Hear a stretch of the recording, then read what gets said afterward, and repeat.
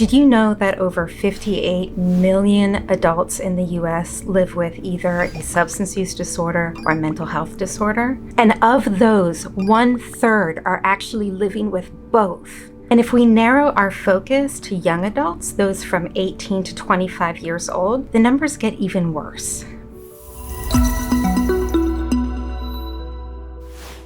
Hey, I'm Dr. Sarah Koenig, or as my patients call me, Dr. K. I'm a board-certified addiction medicine physician practicing in Cary, North Carolina. And I post videos on topics related to addiction and mental health. And if you or a loved one is living with both mental illness and substance use disorder, I promise you, by the end of this video, you'll have all the information you need to make a confident choice about which is the right pick for you. So what is dual diagnosis?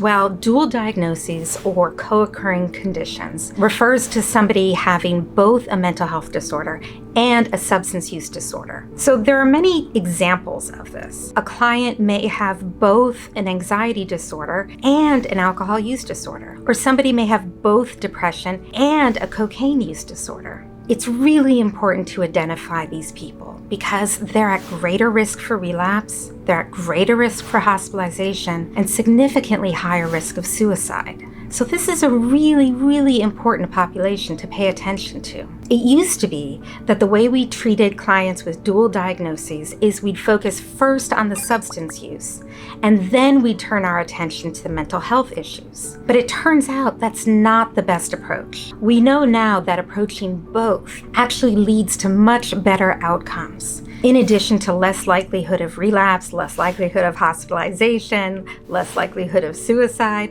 we also have greater client engagement in their treatment. And people stay in treatment longer. And overall, they experience a better quality of life and even improved physical health.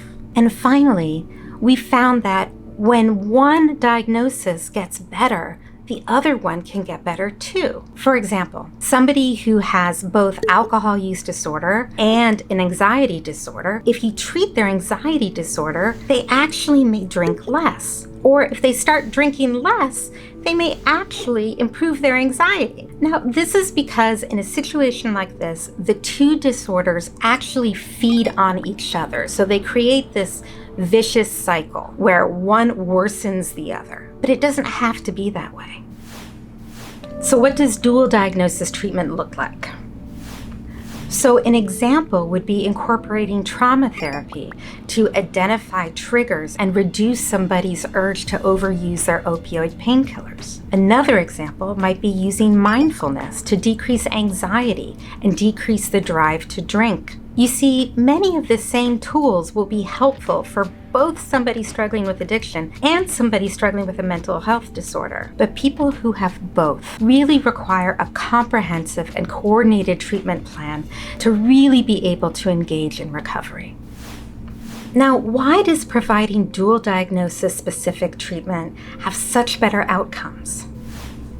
Well, partially because when you have dual diagnoses, they actually impact each other. So when one gets better, it helps the other one to get better too. Now, the opposite is also true. So a good example of this is somebody who struggles with generalized anxiety disorder and panic attacks and has an alcohol use disorder. Now, they may started drinking because of their anxiety, and the alcohol actually increases their baseline anxiety. This creates a vicious spiral where both of these conditions actually worsen the other. However, if you're able to decrease the anxiety, there may be less urge to drink. And with less alcohol, the underlying anxiety disorder has a chance to get better. Another example is somebody who has depression who uses cocaine. So they use cocaine because they really can't feel joy. They don't have any motivation. There's nothing that they're looking forward to. However, with chronic cocaine use, the brain actually loses its natural ability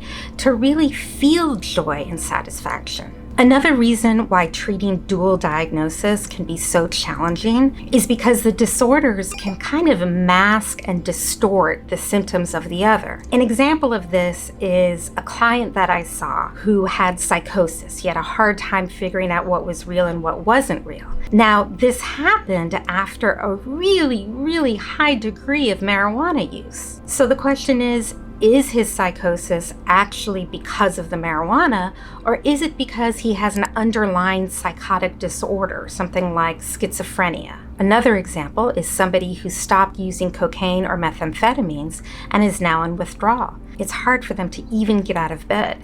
They've got no energy, no interest in anything, and they're miserable. So the question is this a worsening of their underlying depression, or is this just due to the withdrawal from cocaine? This is part of the reason why it's so essential to find dual diagnosis treatment for people who need it. You need staff that are trained specifically to be able to understand how these disorders impact each other and to identify them, because oftentimes the patient may have a co-occurring disorder, but it just hasn't been diagnosed yet.